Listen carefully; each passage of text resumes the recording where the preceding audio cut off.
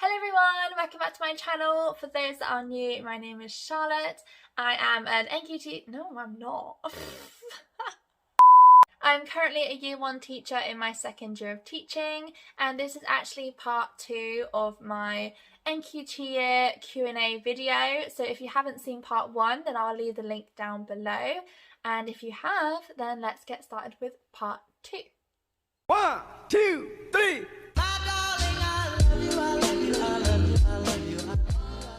So let's get stuck in with the rest of the questions that you've asked me. The first one is bad habits you can fall into.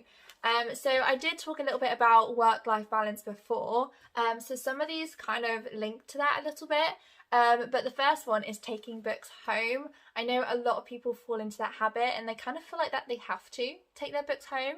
But you really don't. If you have to rush home for like your children, or you have to pick them up from school and you have to do work at home, then I completely get that. But if you don't have that responsibility and you'll just take them home for like no reason when you could just quickly do it at school, then please just do that. You'll just waste so much extra time, like sorting all the books out, taking them home, like carrying them to the car, they're heavy, and then like finding space for them at home, and then your home is just disrupted by all the books and you're just ruining my feng shui, you know. You just you need to keep that stuff at school. I mentioned in my last video that I took my books home once, and that was for reports, because honestly, like, you need extra time to do reports, so try and do the same. Another bad habit is staying late. I mentioned that you can always have things to do as a teacher, and you could quite happily stay all night at school doing things. Just don't prioritise, do what you need to, and then go home. Like, have a nice evening at home, unwind so that you're refreshed and ready for the next day. So I try and leave like around 4. Like if it's like 5, that's a late day. That's if I have a meeting or like I'm really behind on something. But I typically try and leave around 4 o'clock, and sometimes I will just leave at 3:30 and go sit in the sun or go for dinner, and that's perfectly fine. One thing I did do, because I was trying so hard to leave school earlier, but I did have a lot to do, trying to just like handle everything, because there's a lot to learn and to know and to keep up with in your first year, and I completely get that. I've been there. So I would go in earlier, so that I would do extra stuff before school, and also it's a little bit more quieter, because a lot of people just go in a little bit later and they stay after school and chat. So if you go in earlier, try and get some things done like an hour before the kids come, and then you can leave a lot earlier after school, so that might work for you if you're a morning person. Another bad habit, again, I kind of touched on last video, is making everything from scratch. Use the resources that are online, that are on the system that your previous teachers have used. Try and adapt things that maybe you've created in the past. Just try not to reinvent the wheel and do everything from scratch, and especially doing it really extra and like unnecessarily pretty. So just use what's out there, get help, and just be productive over just a major perfectionist. Okay, I really like this question. How much did you cry on the last day with them? So obviously when I was there, I was lucky enough to have my year 1 class come back in the bubble situation, if you remember from last year. However, I only had about 10 children in my bubble, and it was actually a mixed group. So I had some from my class and some from the other cohort, so it was fair. So I actually didn't even see all of my children on the last day. A lot of them were still at home, but I was able to go to the other 2 bubbles and say goodbye to the children who were in my class before the bubbles. So I managed to have like a little speech and say goodbye to them, and I was like, okay, but I think making a speech and a big deal out of it really makes it worse. Like, I could feel myself welling up. I mean, yeah, I could feel the tears in my eyes, but I was okay. Like, I was excited for summer, let's be real. But when I went out and said goodbye to the parents, and they were like saying all these lovely things and thanking me for helping their child, oh my goodness, I definitely had tears in my eyes, and I was like trying to like keep them in so bad. But honestly, it is hard to say goodbye to your class, and I'm kind of dreading it this year too. but you will see them the next year. And it was actually so sweet coming in September and they were going like, "Hi, Miss Aiken," and every time you walk past their classroom they like wave, and it's just really sweet. So hopefully you'll be able to still see them afterwards. This is a more technical question. With a full-time teaching contract, how much time do you get with like PPA and NQT time combined? So for me, which should be the case for everyone, it kind of works out that you get a whole day out of class. I had some teachers that had it all in one day, and they would just split it into PPA time and NQT time. I had mine split, so I would have Monday morning? No, was it? Oh my god, I can't remember. It was either Monday morning or Friday morning. I actually can't remember. I think it was Monday morning. Oh my god, I don't know. So I had one morning off, that would be my NQT time, so I would use that for observing other classes, working on my folder, doing any CPD. I was quite good actually at separating that time. Obviously if you're really struggling then it's understandable to use a bit of that time for like PPA and stuff, but it looks really good and it will really help you out in the long run if you use that time effectively. And the reason why I've got so much evidence in my folder is because I used that time to do so. So I kind of really separated it. I guess it was quite nice having it on a separate day, because that was like NQT day, like morning, and then on a Wednesday afternoon was when I would have my PPA time. So I would be out of class again and I would just do like my planning and any marking that I had. So yeah, out of the 5 days, you should have basically one whole day out of class. The next question is, what year group are you teaching next year? Okay, so obviously this isn't about my NQT yet, but I was in year 1 for my first year. I didn't get to finish the year, so they kept everyone in the same year group for the following year. So I was in year 1 again. And oh look, there was another lockdown. So I still haven't completed year 1. I still haven't done a phonics screening. I still haven't done every single topic. So this year we were asked what we want to do, and I honestly just want to complete a full year. Is that honestly so much to ask? So I did not request to move. There was a lot of other movement and things to sort out within my school anyways. I just wanted to stay still, keep year 1 going. So it hasn't been confirmed yet, but I'm pretty sure I'm in year 1 next year. Like, I haven't requested to move. Like, I would like to go up and do like year 3, but maybe the following year, because I kind of just want to complete a full year, you know? That's so hard.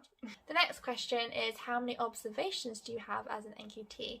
So every single term you should be observed by your mentor, and I'm not sure how often it should be with the head teacher, but every single term I would get observed with my mentor. I think the first one, she had another member of staff join her because it was her first observation as a mentor anyway. But yeah, so I mixed up a bit of maths, a bit of English. It was every single term. Obviously when the pandemic hit, I missed out on I think 2 observations, but apart from that I had them all. They obviously sound really scary, but they are honestly just for you and to help you with your targets and help you become a better teacher. So try not to get so nervous and kind of just be excited to show them what you can do and show them how you're progressing every term. As well as the observations, I mentioned in my last video about the weekly mentor meetings, and there's also a big document online, I mean it is in my county, I'm pretty sure that's across the board, where you have to fill in I think a mid-review and then the end review, where they basically write things and judge you over each teaching standard. So we'd go through each teaching standard and we'd say like what I did for TS3 or TS5, and then it would be like a huge document that they send off to determine whether you pass or fail your NQT year. It's really difficult to fail it. You've got to be really bad, so don't panic, like you're gonna be fine. The last question I'm going to answer today is about behaviour management strategies, and honestly this kind of deserves a whole video in itself. I've experimented a lot throughout the years, the 2 years of teaching, and what behaviour management strategies work for me and my class. I'll list a few. At the moment I have a marble jar, and if they call out, because that's kind of like our focus at the moment, if they call out I put a marble in the jar and the whole class will lose 30 seconds of their play. I actually just get ready a little bit earlier so they don't technically miss any time, but they think they do. And we just sit in silence for those 30 seconds and they think about what they've done. It sounds brutal and really savage, I get that. I only did it this year, I wasn't brave enough to do it last year, but it works so well. It started off a lot more time, but now it's like 30 seconds to like 2 minutes is like, whoa, like what have you done?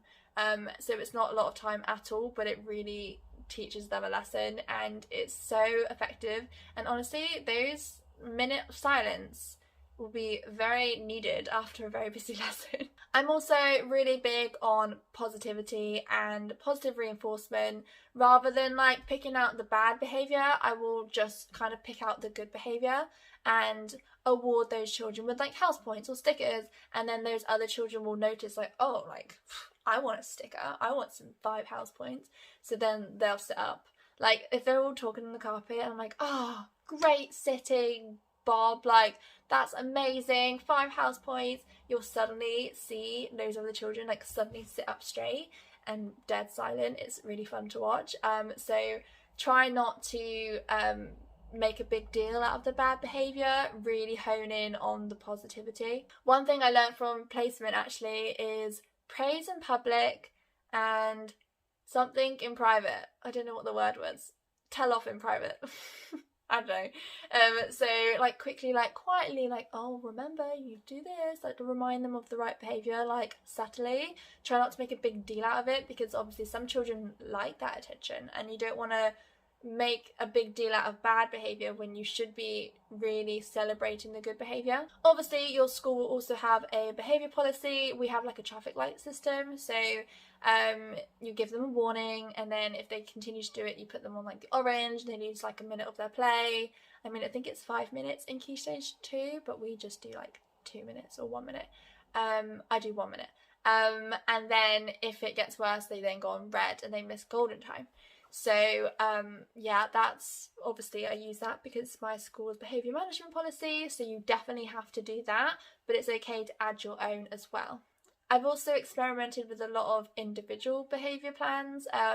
For example, every time they do something well, I give them like a Lego brick and this or like a Duplo brick, and this child collected the Duplo, and at the end of the day, whatever he collected, he had like 5 or 10 minutes to play with it.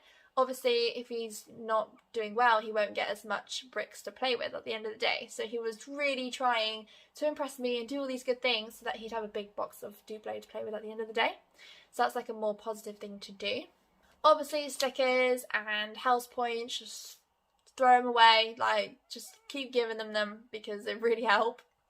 Honestly, I don't really need it as much anymore because I was really consistent and with it at the beginning of the year, so they kind of like know their behaviour has really improved since, so that's really great. I don't really have to use as much anymore. Even like my more challenging pupils have really drastically improved, and they have just honestly made me so proud this year.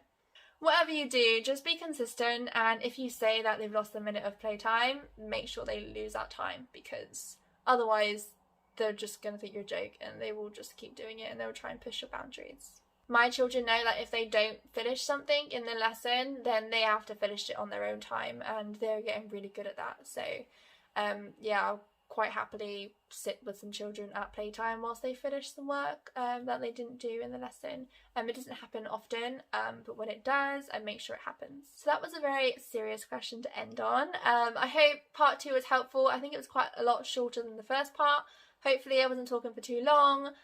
Thank you so much for watching. If there are any more questions, please follow me on Instagram, and I'll probably do another one nearer the time, or just comment down below any questions you might have and I will answer them for you in the comments. And it would be quite cute if you kind of answer each other's questions too. That might be nice. Good luck with the rest of your year and preparing for your NQT year. Don't panic, it's going to be amazing, and I'm very excited for you. Thank you so much for watching, and be sure to subscribe. Bye!